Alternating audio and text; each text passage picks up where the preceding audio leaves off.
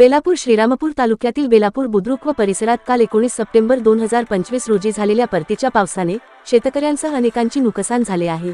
काल झालेल्या पावसाने तोंडावर आलेल्या पिकांचेही मोठे नुकसान झाले। तसेच सुभाषवाडी रोड, वळदगाव, अशोकनगर रोड, ऐंतपूर कडे जाणाऱ्या पाण्याच्या टाकीजवळ जवळ असलेल्या ओढ्यावरतून रात्री 7 ते रात्री 12 वाजेपर्यंत पाणी वाहत होते।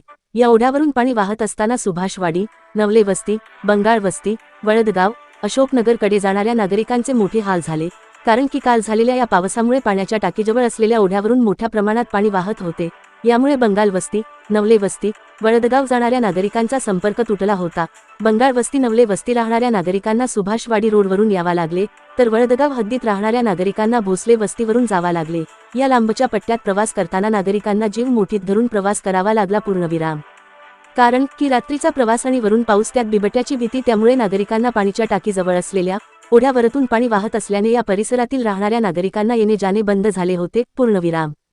या ओढ्यामध्ये मोठे पाईप टाकून हा ओढा उचलून घेण्यात यावा, अशी मागणी नागरिकांनी केली आहे। RKS न्यूज साठी दिलीप दायमा, बेलापूर।